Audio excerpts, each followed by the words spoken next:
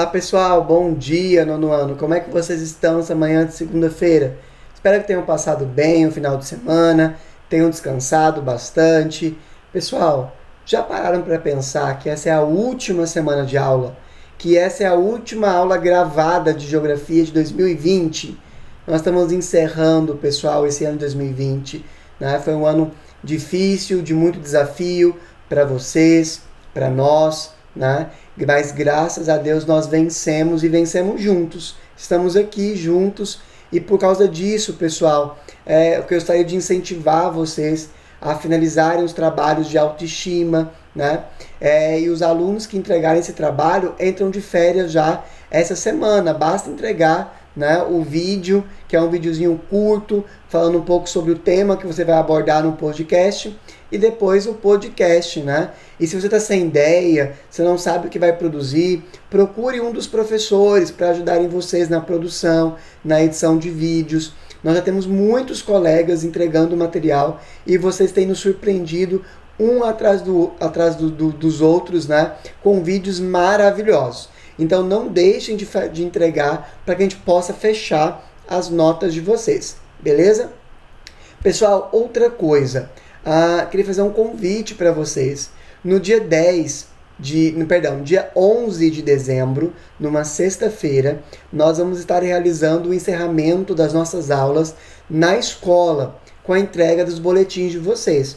Então nós vamos entregar as notas e nós vamos também realizar uma confraternização, tomando todo o cuidado, né, com os protocolos de segurança, mantendo o distanciamento social. Nós faremos um café da manhã, nós vamos nos reunir todos lá naquele salão lá do refeitório, que é uma área aberta, uma área grande, né, que eu tenho certeza e muito segura.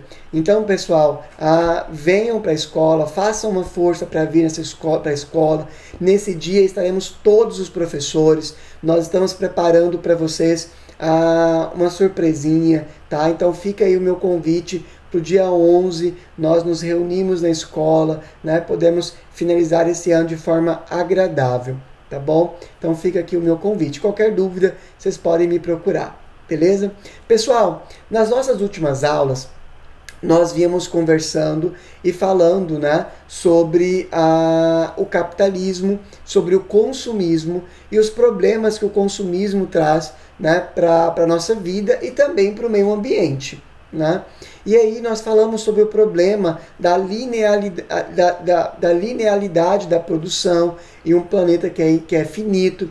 E aí, pessoal, eu gostaria muito que nós assistíssemos aqui juntos a um vídeo curtinho chamado A Origem das Coisas. Esse é um vídeo muito famoso da década de 90, não é um vídeo recente, tá? Já foi traduzido em não sei quantas línguas, mas é uma animação muito legal que mostra a origem das coisas e mostra o problema dessa lógica capitalista que nós vivemos hoje. Então, pessoal, eu gostaria que nós assistíssemos esse vídeo, né, que é um vídeo que vai trazer muito esclarecimento para nós, e é um resumo de tudo que nós vimos, né, até agora sobre capitalismo, consumo, sobre os problemas que isso traz tanto para a nossa autoestima quanto para o meio ambiente, que é um grande problema que nós ainda teremos que resolver. Né? Então vamos lá assistir esse vídeo juntos. No final eu faço um pequeno comentário, tá bom? Então bora pro vídeo.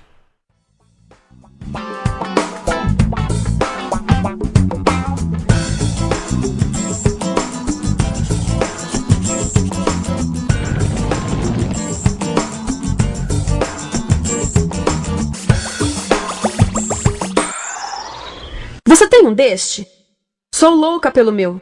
Na verdade, adoro todas as minhas coisas. Já se perguntou de onde vêm todas as coisas que compramos e para onde vão quando nos desfazemos delas? Não conseguia deixar de pensar nisso, por isso quis saber mais sobre o assunto. E os livros diziam que as coisas se deslocam ao longo de um sistema. Da extração, para a produção, para a distribuição, para o consumo e para o tratamento de lixo. Isso tudo se chama a economia de materiais. Bem, estudei um pouco mais. Eu passei 10 anos viajando pelo mundo, atrás de pistas de onde vêm as nossas coisas e para onde vão. E sabe o que eu descobri? Esta não é toda a história. Falta muita coisa nessa explicação. Em primeiro lugar, neste sistema parece que está tudo bem, sem problemas. Mas, na verdade, é um sistema em crise, porque trata-se de um sistema linear, e nós vivemos num planeta finito, e não se pode gerir um sistema linear num planeta finito, indefinidamente. Em todas as suas etapas, este sistema interage com o mundo real. A vida real não acontece numa página em branco. Interage com sociedades, culturas, economias, o ambiente, e durante as etapas a vida vai se chocando contra seus limites. Limites que aqui não vemos porque o diagrama está incompleto.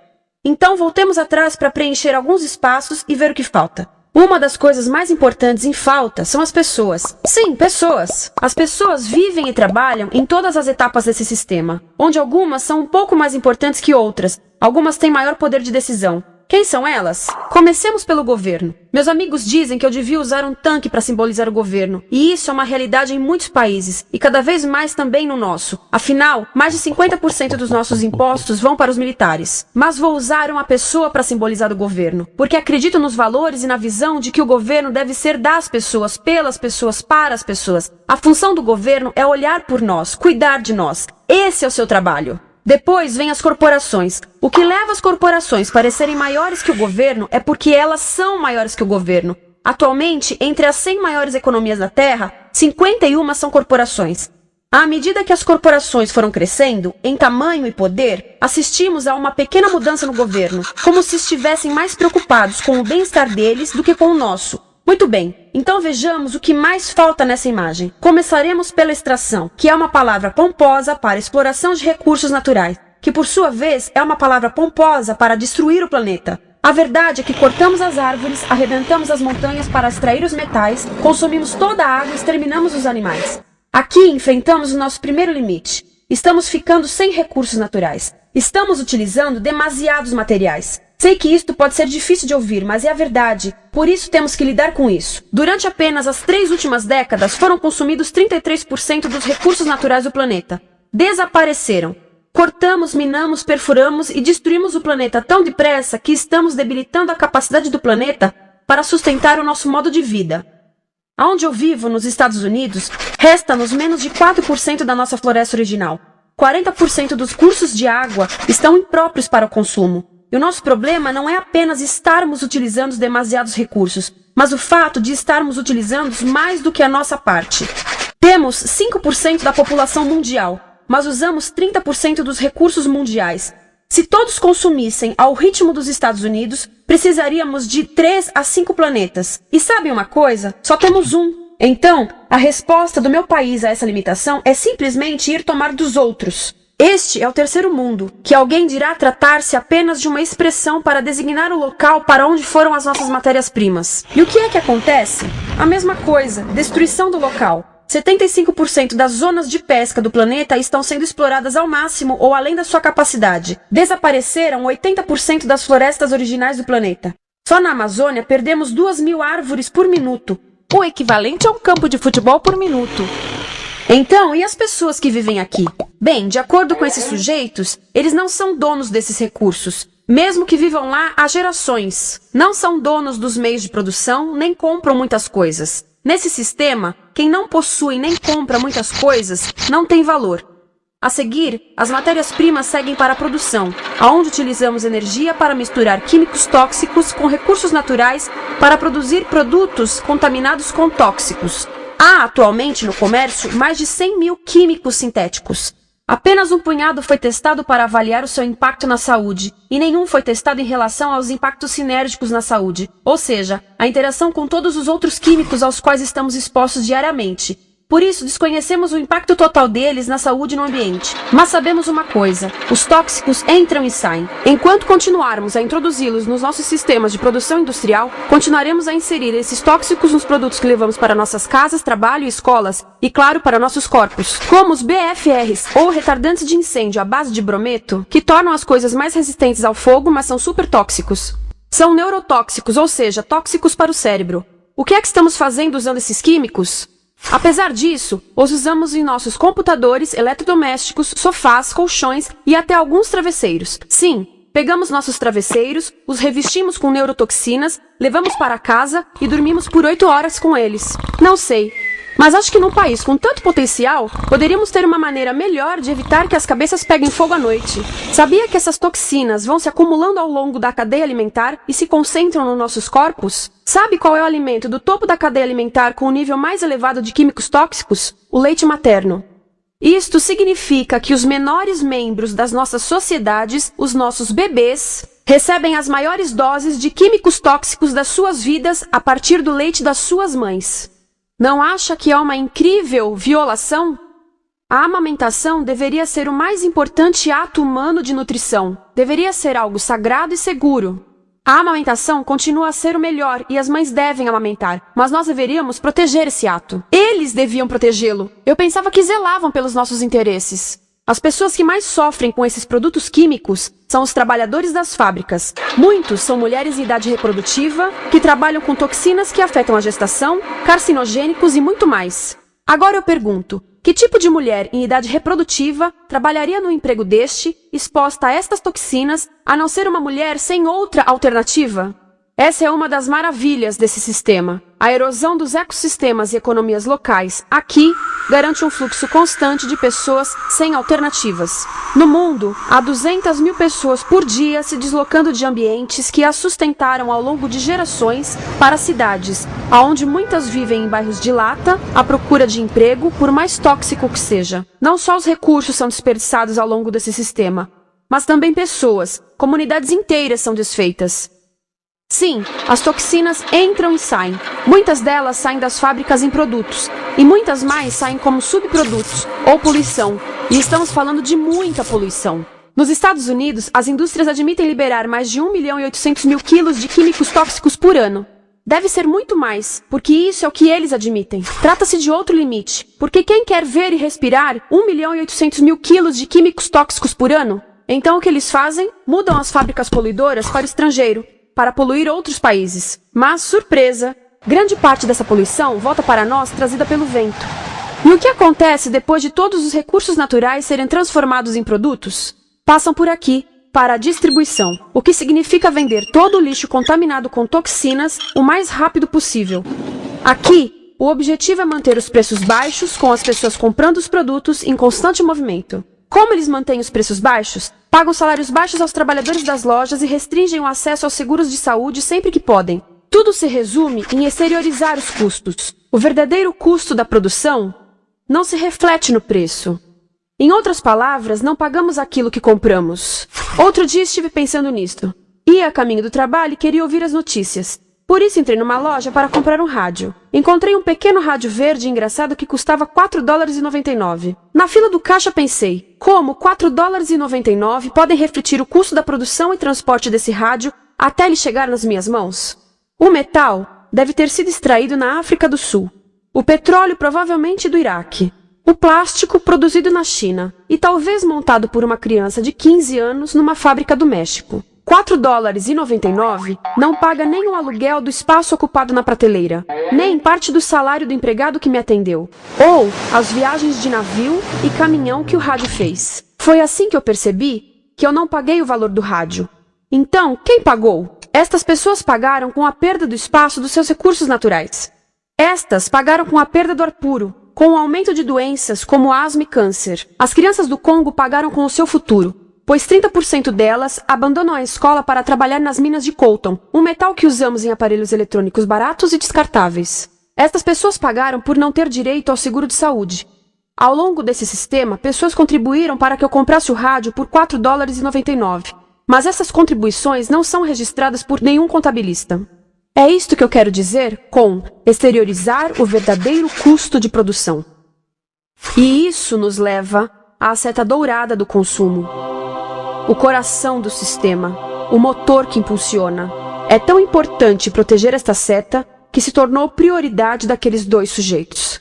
É por isso que após o 11 de setembro, quando nosso país estava em choque, o presidente Bush poderia ter sugerido fazer luto, rezar, ter esperança, mas não, ele disse para fazermos compras. Compras! Nos tornamos uma nação de consumidores. Nossa principal identidade passou a ser de consumidores. Não mães, professores, agricultores, mas consumidores. Nosso valor é medido e demonstrado pelo quanto contribuímos para esta seta. Quanto consumimos. Não é isso que fazemos? Compramos, compramos, compramos. Manter os produtos circulando. E como circulam? Sabe qual a porcentagem dos produtos que circulam através desse sistema que ainda são usados 6 meses depois da venda na América do Norte? 50%? 20%? Não, 1%. 1. Em outras palavras, 99% das coisas que nós cultivamos, processamos, transformamos, 99% das coisas que percorrem o sistema são lixo em menos de 6 meses. Como é que podemos gerir um planeta com esse nível de rendimento? Mas não foi sempre assim. Hoje, o consumidor médio americano consome o dobro que há 50 anos. Pergunte à sua avó. No tempo dela, a boa gestão, a engenhosidade e a poupança eram valorizados. Então, como é que isso aconteceu?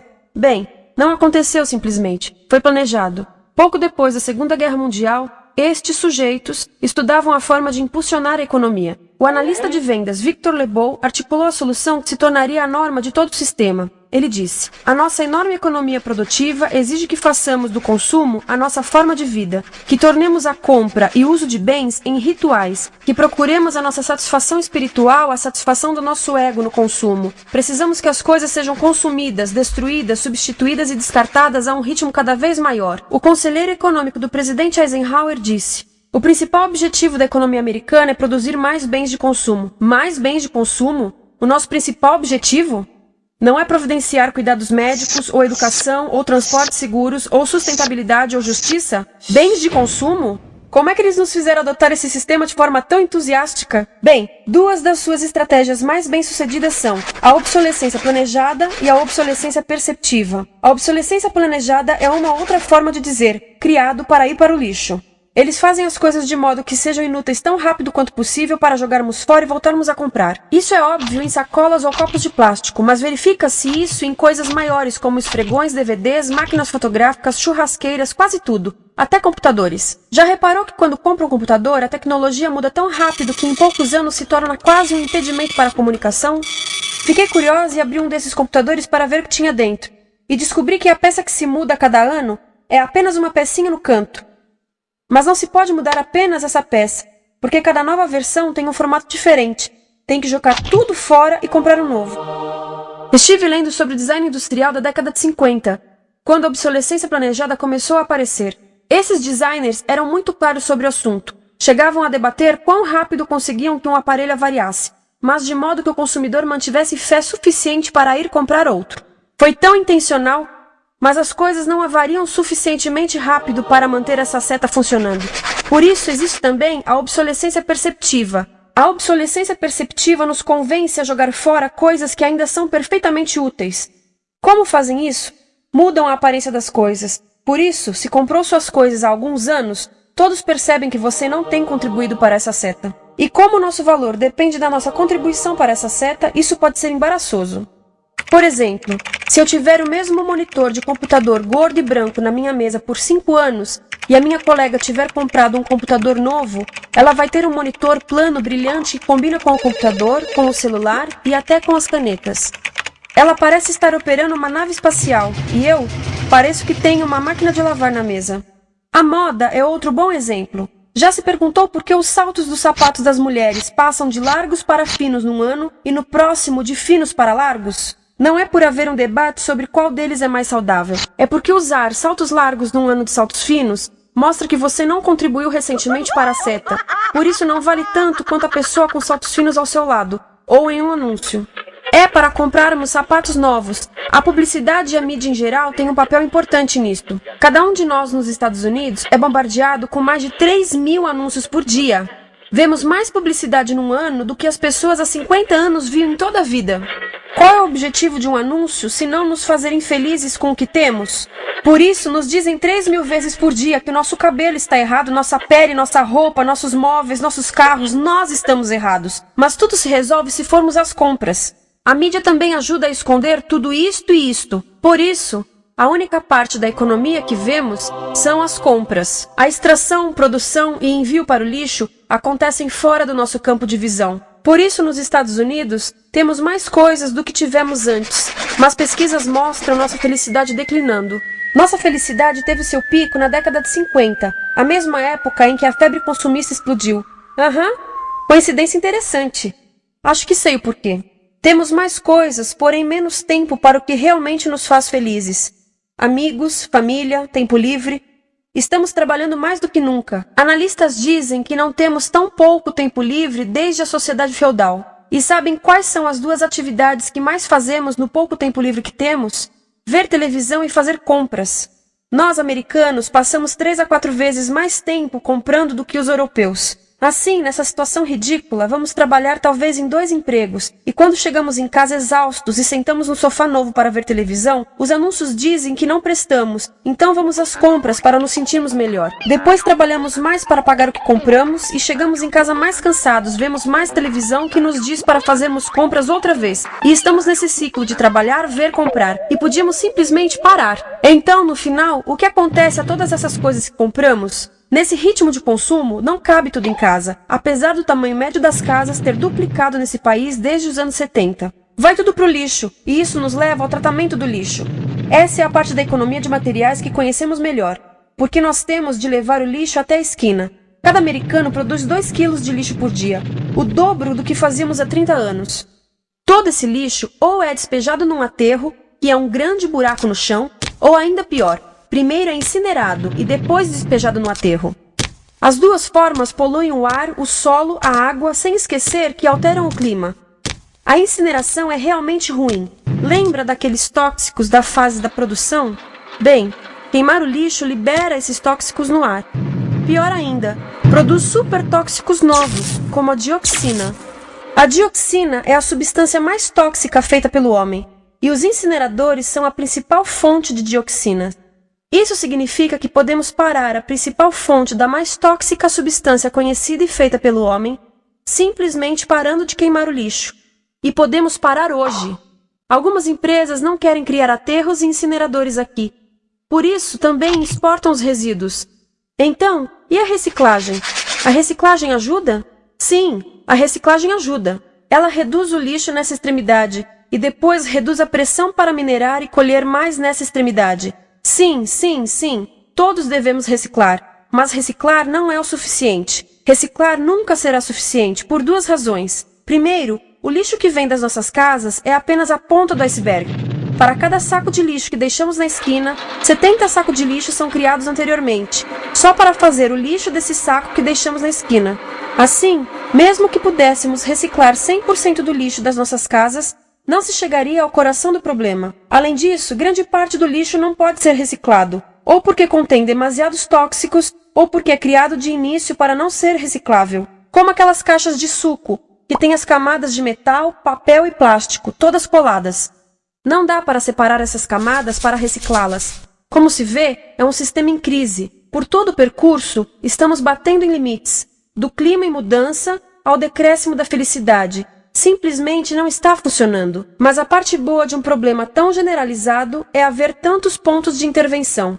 Há pessoas trabalhando aqui salvando florestas, e aqui na produção limpa. Pessoas trabalhando em direitos do trabalho, em comércio justo, em consumo consciente, no bloqueio de aterros e incineradores. E muito importante, em recuperar o nosso governo, para que seja realmente pelas pessoas e para as pessoas. Todo esse trabalho é criticamente importante, mas as coisas vão realmente começar a se mover quando enxergarmos as ligações, quando enxergarmos o panorama geral. Quando as pessoas ao longo do sistema se unirem, poderemos reivindicar e transformar esse sistema linear em algo novo, um sistema que não desperdice recursos ou pessoas, porque aquilo de que precisamos nos livrar é da antiga mentalidade de usar e jogar fora. Há uma nova escola de pensamento nesse assunto, e é baseada em sustentabilidade e equidade, química verde, zero resíduos, produção em ciclo fechado, energia renovável, economias locais vivas. Já está acontecendo. Há quem diga que é irrealista, idealista, que não pode acontecer. Mas eu digo que quem é irrealista são os que querem continuar pelo velho caminho. Isso é que é sonhar. Lembre-se que a velha forma não aconteceu por acaso. Não é como a gravidade que temos que conviver. As pessoas a criaram, e nós também somos pessoas. Por isso, vamos criar algo novo.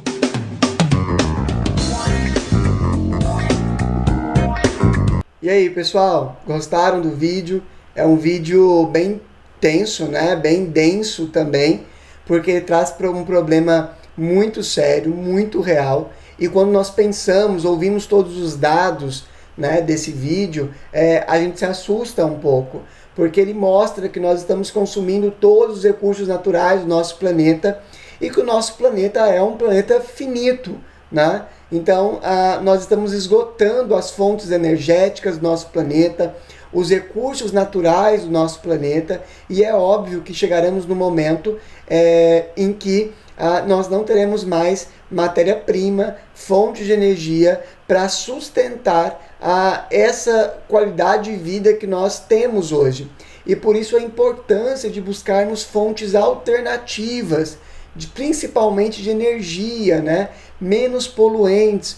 Por isso é importante de trabalhar com a reciclagem, e não só a reciclagem, vocês viram aí, mas é uma mudança mesmo de mentalidade, né, do consumo, da forma como as próprias empresas vendem as coisas. Vocês viram aí no vídeo, né, que as coisas elas são produzidas para estragarem, já para apresentarem defeitos daqui 1 ano, 2 anos, porque assim você terá que comprar um outro produto.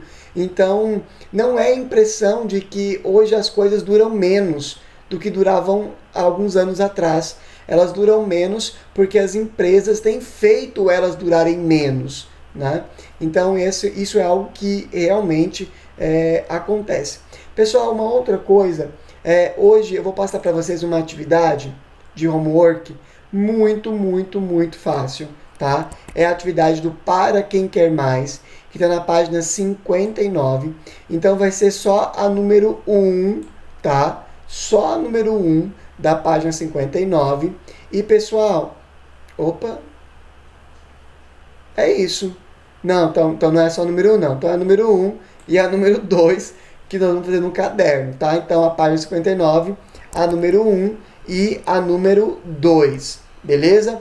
E aí, pessoal, como a atividade do Para Quem Quer Mais, se você for lá no final do seu livro, vai ter lá uma parte lá, ó, geografia, que já tem até as respostas. Professor, vou poder copiar? Vai, tá bom? Pode copiar de lá sem nenhum problema.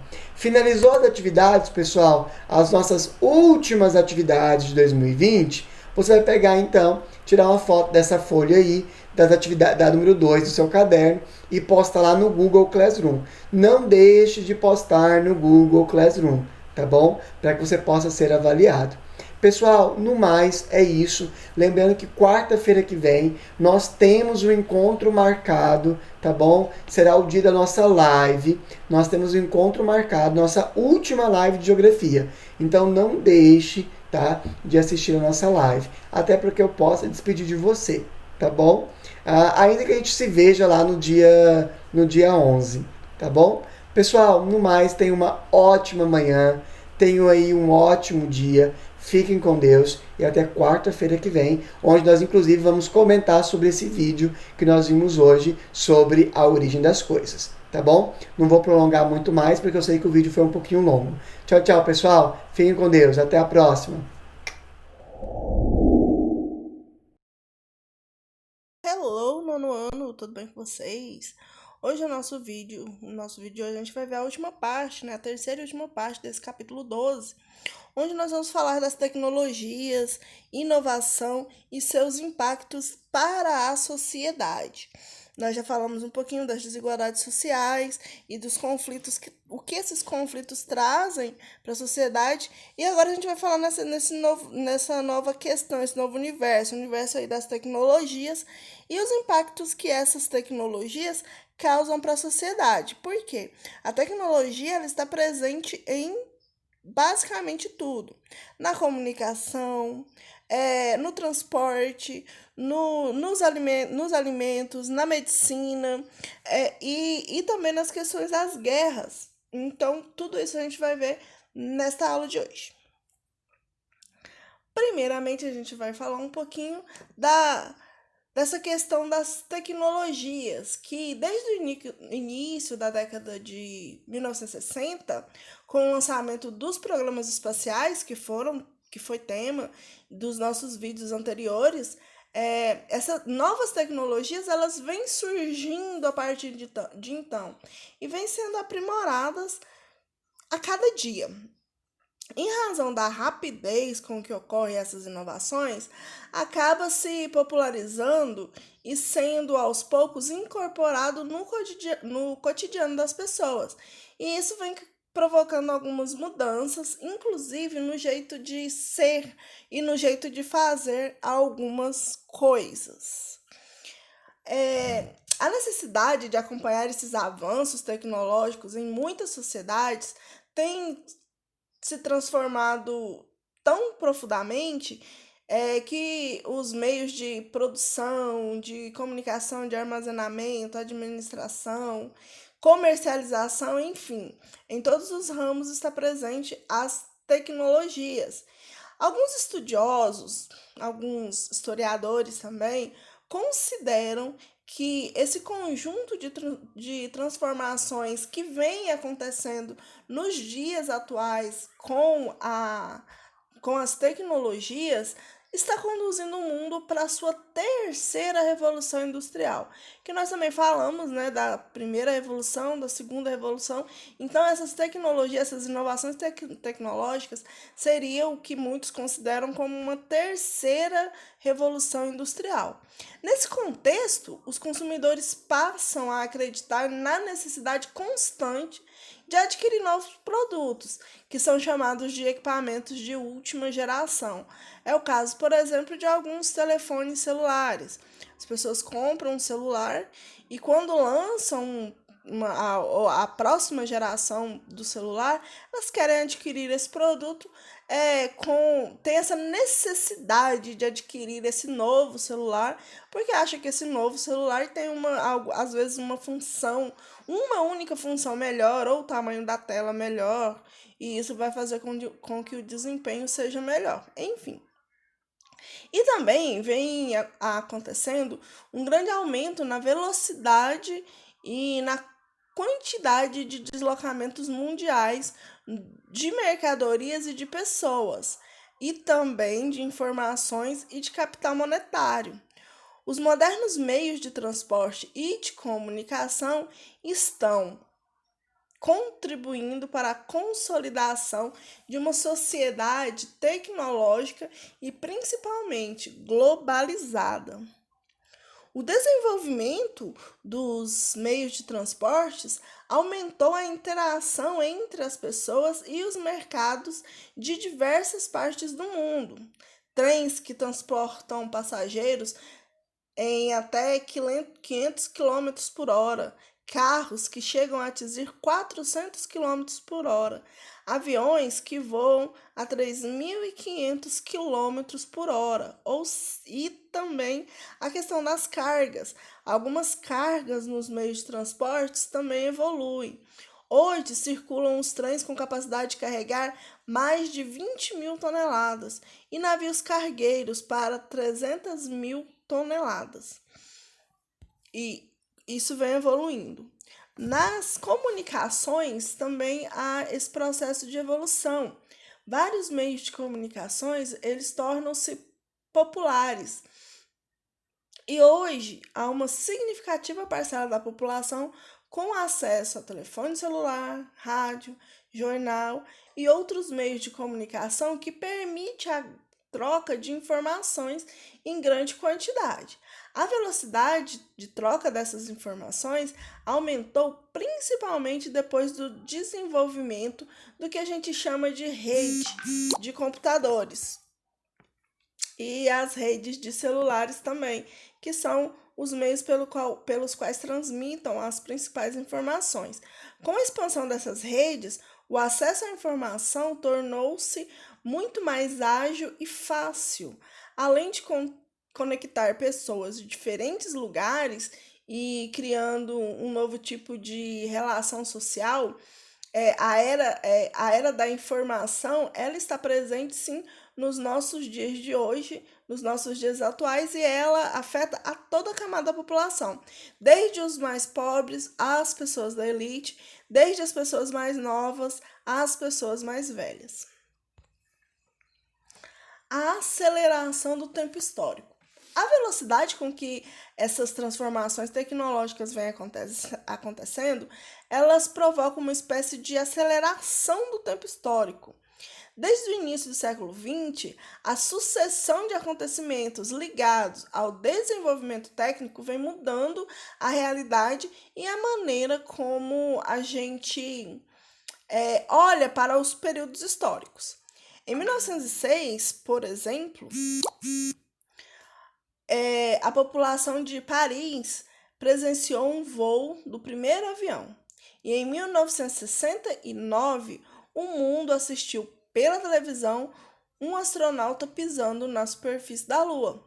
Nesse intervalo de tempo, de apenas 63 anos, as transformações impulsionadas pelos avanços tecnológicos foram incontáveis, alterando radicalmente o cotidiano das pessoas. Depois dos anos de 1970, esses desenvolvimentos eles aceleram-se cada vez mais e com isso o tempo histórico acompanha o ritmo dessas transformações sociais e a gente pode concluir que o tempo histórico está de fato passando de forma mais rápida. Porque as pessoas elas têm acesso a equipamentos de comunicação de última geração e acabam adquirindo novas maneiras de perceber o tempo e o espaço. Um exemplo é a tecnologia de interação em tempo real, como a gente está usando, por exemplo, o Meet. Eu não estou vendo vocês presencialmente, mas sim virtualmente. E, no entanto, quando termina a aula, a gente tem essa sensação de que acabou de ver a pessoa, de que a gente apazigua um pouquinho a nossa saudade, a nossa saudade, a nossa distância com esses meios de comunicação, e isso faz com que o tempo seja mais curto. A questão da robótica e o mercado de trabalho. A robótica, que é uma tecnologia voltada à automação das máquinas, surgiu no século XX. As máquinas automáticas, também chamadas de robôs, realizam trabalhos programados por pessoas e têm substituído algumas atividades humanas em diversas indústrias, o que tem gerado algumas críticas por parte da sociedade. Um exemplo disso ocorreu em uma multinacional de ramo eletrônico que introduziu robôs e computadores em suas fábricas. Em 1983 e 1993, essa empresa triplicou as vendas. Porém, nesse mesmo período, demitiu 170 mil funcionários em todo o mundo. Além do aumento do desemprego, especialistas alertam para o perigo de que os seres humanos prefiram decisões calculadas pelas máquinas em vez de decidirem por si mesmos, abrindo mão da liberdade de escolha. Apesar da diminuição dos postos de trabalho nas fábricas, a inserção da produção vem impulsionando e desenvolvendo a robótica, que criou novas atividades profissionais em alguns setores de serviços, que transporta e coloca à disposição da população esses bens que são produzidos. O número de vagas geradas pelo setor não é suficiente para empregar todo o trabalhador demitido nas indústrias. Essas mudanças acabam interagindo significativamente com os níveis de desemprego atual e isso também vem transformando a sociedade. A manipulação de informação. Na sociedade tecnológica atual, televisores, rádios, jornais e internet propagam diariamente uma quantidade imensa de mensagens que são colocadas por grupos que manipulam informações para atingir algum objetivo específico, divulgando de maneira parcial ou sem compromisso uma verdade ou uma versão da verdade de alguns fatos. Muitas pessoas, no entanto, aceitam isso e começam a veicular esses meios como se fossem uma realidade, como se fosse uma verdade, sem questionar muitas vezes a fonte, sem questionar se aquela notícia realmente é uma notícia verdadeira ou não. E passam detalhes e alguns assuntos sem ter a devida informação, que poderia ser facilmente encontrada pesquisando em outras fontes. Quanto a essa manipulação da informação, eu não vou me delongar muito nela, porque nós falamos bastante sobre isso na Era Vargas, que creio que vocês lembram que nesse período o Vargas ele usou muito essa manipulação da informação e a manipulação da massa, principalmente com a televisão e sendo um meio onde ele viu que as massas poderiam ser influenciadas. Novas tecnologias faz com que a gente busque também novas formas de energia. O desenvolvimento tecnológico que vem acontecendo nas últimas décadas, ela provoca aí o aumento de consumo de energia. Por quê? Os equipamentos precisam de energia para funcionarem, assim como os meios de comunicação. Não dá para você ter um celular e não carregar o celular. Então você precisa de energia para carregar o seu celular. Alguns trens eles usam a energia para o transporte. Então a energia ela está presente em todas as tecnologias. E é por isso que hoje em dia o modo de vida da maioria das pessoas, principalmente dos grandes centros urbanos, dependem do uso de fontes de energia. E com isso, você, por exemplo, já parou para pensar como seria a nossa vida, o nosso dia a dia, se a gente não tivesse fontes de energia, se essas fontes de energia se esgotassem? Se alguns carros e ônibus não funcionassem mais? Como seria se não existisse televisão, telefone celular, computador, ventilador, geladeira, ferro de passar, luz elétrica, chuveiro elétrico? Nossa, água quente, eu amo um banhozinho na água quente. Pensa. E entre outros equipamentos, se hoje em dia no nosso dia a dia não existissem esse tipo de equipamento, como seriam as nossas vidas? Uma vida bastante diferente, certo? Então, no Oriente Médio existe muito conflito pelo petróleo, que é considerado ouro negro. Desde o início do século XX, a principal fonte de renda mundial de energia é o petróleo.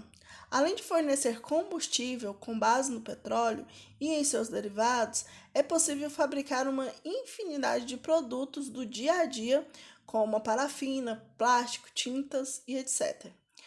A maior parte das reservas mundiais de petróleo está localizada em uma região mais conflituosa do planeta, o Oriente Médio. Os Estados Unidos são um dos maiores consumidores de petróleo produzido no Oriente Médio e por isso tem grande interesse em controlar as reservas petrolíferas da região. Tanto que em 2001, o presidente George Bush ordenou uma invasão do Iraque sob o pretexto de que esse país possuía armas de destruição em massa. Nessa invasão, o presidente iraquiano Saddam Hussein foi deposto e executado. Os partidos iraquianos de Bush, os partidários iraquianos do Bush, assumiram o governo do país e comandaram o processo de abertura das reservas de petróleo iraquianas para as empresas multinacionais americanas. E fora o petróleo? Além do petróleo, a gente tem também outras fontes de energia, como, por exemplo, o carvão mineral, que é muito utilizado pelo setor industrial, e a produção da energia do carvão mineral é uma das mais prejudiciais ao meio ambiente, pois na sua queima provoca a poluição do ar, sendo também uma das principais causas de alterações climáticas no planeta. Atualmente, por causa desses problemas ambientais causados pela produção de energia, técnicos e cientistas trabalham na exploração de fontes energéticas alternativas, consideradas energia limpa. O Brasil, por exemplo, está investindo em pesquisas para a produção de energia com base na biomassa, que é um tipo de resíduo de matéria orgânica que é obtido também através da cana-de-açúcar, soja, dendê, mamona e alguns restos de madeira. Vários países investem na geração de energia de energia eólica, produzida pela força dos ventos, e de energia solar, obtida pela instalação de placas de captação dos raios solares. A produção de energia nuclear é muito promissora, porém ela é polêmica. Essa fonte energética quase não libera gases na atmosfera, mas produz resíduo atômico, que é extremamente nocivo. Além disso, acidentes com a energia nuclear ou o mau uso dela já causaram grandes catástrofes pelo mundo. Outro avanço que a gente tem também são as questões dos avanços científicos, e nela se enquadra a biotecnologia. Os grandes avanços tecnológicos do final do século XX permitiram aos cientistas de desenvolverem novas pesquisas, em especial nas áreas da biologia e da genética. Dessa forma, eles alcançam um amplo nível de conhecimento sobre o organismo humano e da natureza. Nesse contexto, destacou-se a biotecnologia, que é um ramo da ciência que estuda o potencial dos materiais genéticos dos seres vivos e desenvolve novos organismos, como plantas e animais geneticamente modificados. As principais pesquisas realizadas nessa área se dedicam a decifrar o genoma humano e utilizar as células-troncos para o tratamento médico e a produção de alimentos transgênicos. Durante 13 anos, de 90 a 2003, cientistas de vários países trabalharam no projeto Genoma Humano, cujo objetivo era mapear toda a sequência de genes dos seres humanos. Uma vez concluída a fase de sequenciamento genético, os cientistas partiram para a investigação da função das combinações desses genes. Assim, eles esperavam que no futuro esse conhecimento pudesse ser aplicado na cura de doenças como câncer, hemofilia, o mal de Parkinson e algumas outras. Além do mapeamento do genoma humano, há pesquisas que são voltadas para o uso das células-tronco, para o tratamento de algumas doenças e a fabricação de novos medicamentos, produção de órgãos e tecidos para o transplante a partir de células-tronco. Alimentos transgênicos. O avanço na manipulação de genes dos seres humanos e de outros animais tem permitido aos pesquisadores investirem no desenvolvimento de plantas geneticamente modificadas, que a gente chama de transgênicas. Para produzir milho transgênico, por exemplo, os cientistas introduzem genes de outras espécies de plantas no milho para que ele apresente características desejadas, que pode ser uma maior resistência à praga, ou o ganho de produtividade, ou o ganho nutricional, atribuindo ao alimento outras propriedades. A manipulação desses genes das plantas para a produção de alimentos transgênicos também gera polêmica. Os ambientalistas consideram que os transgênicos podem prejudicar o meio ambiente, afetando a biodiversidade natural do planeta, e também podem fazer mal à saúde. Nossa atividade de casa, lá na página 37, tem um texto onde vocês vão ler esse texto e responder a essas perguntas. A pergunta F, vocês não precisam responder, porque essa pergunta nós teríamos que responder ela na sala. Escreva um pequeno texto sobre o que você faz e o que pode ser feito para combater os problemas ambientais. Depois, troque seu texto com um dos colegas e conversem sobre o tema. Então, a letra F não precisa fazer. Vocês vão ler o texto e responder apenas a pergunta da letra A. A letra E. Letra A. De acordo com o texto, quais atitudes causam degradação ambiental? Letra B. O que são chuvas ácidas? O que elas causam ao meio ambiente? Letra C. De toda a água do planeta, qual porcentagem está disponível para o consumo humano? Letra D. O que gera o aquecimento global? E letra E. Cite algumas iniciativas que podem colaborar no combate aos problemas ambientais. A letra F, como eu falei, vocês não precisam resolver. Então, galera, é isso. Desejo a todos um Feliz Natal, uma boa semana, que essa semana seja uma semana muito boa para todos nós, nossas últimas semanas de aula, e que venha dar tudo certo. Qualquer coisa, galerinha, pode me procurar. Estou à disposição de vocês. Meu número mudou, mas no grupo de vocês do WhatsApp já está disponível meu novo número, tá ok? Beijinhos para vocês e até a nossa próxima aula presencial, semi-presencial, lá no Google Meet. Lembrando a vocês que quem tiver disponibilidade, pode estar participando das aulas na escola, tá ok? Beijos para vocês e até a próxima aula.